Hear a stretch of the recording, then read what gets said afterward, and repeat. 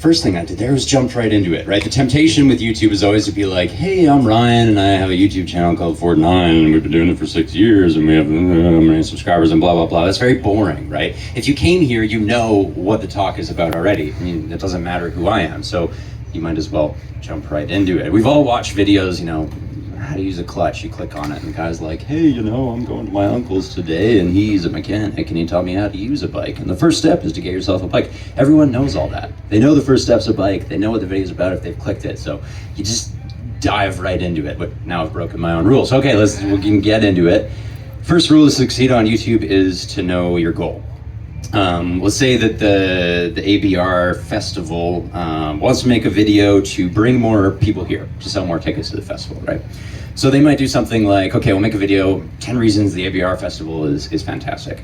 That would be a terrible idea because anyone who's searching that and clicking on that already knows about the festival, right? So that doesn't achieve the goal. We're not reaching people who are gonna come and don't know about it. We're probably reaching people who already have tickets and just wanna see what it's gonna be like, or maybe we're reaching people who have already been here and just wanna see some footage of themselves or whatever. So, okay, so that wouldn't work. So let's say ABR says, we'll do a cool around the world thing. Around the world travel, have a bike, you know, bombing through Iceland, maybe another bike ripping across America, and then they all kind of converge in the UK here and you know, ooh, ABR festival at the end.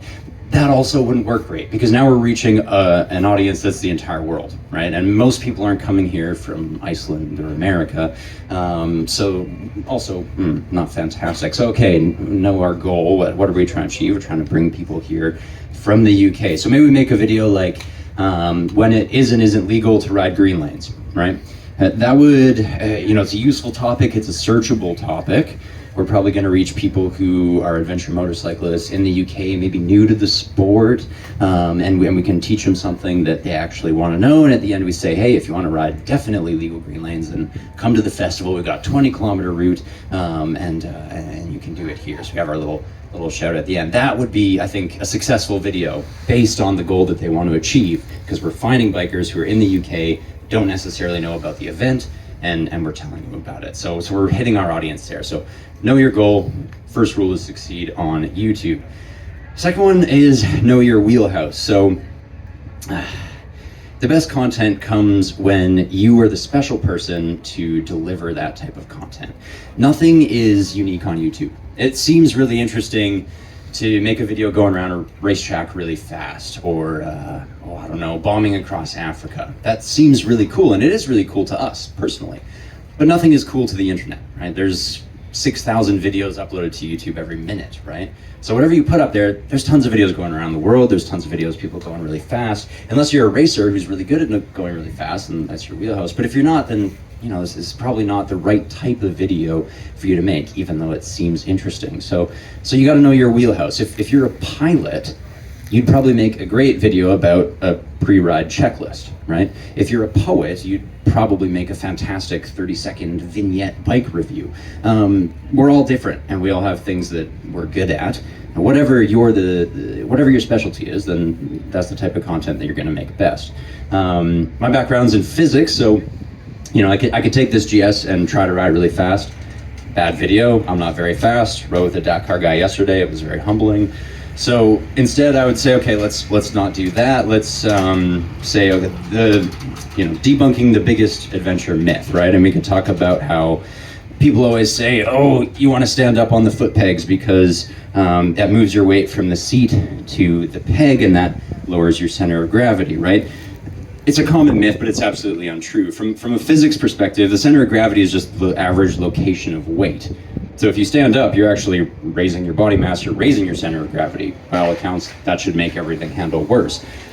What's actually happening here is when you stand up, you're moving your mass further away from the roll axis. Where the tires meet the ground, that's what the bike pivots around. And if you move your mass far from the roll axis, you raise your moment of inertia. If you've ever seen a tightrope walker, right? They walk on the rope, they have a big pole and it goes really far out the sides. They carry these really long sticks. The reason they do that is because it moves mass as far as possible from their roll axis and makes them harder to tip. So that has practical consequences because it changes when and why we would want to stand up on our bike.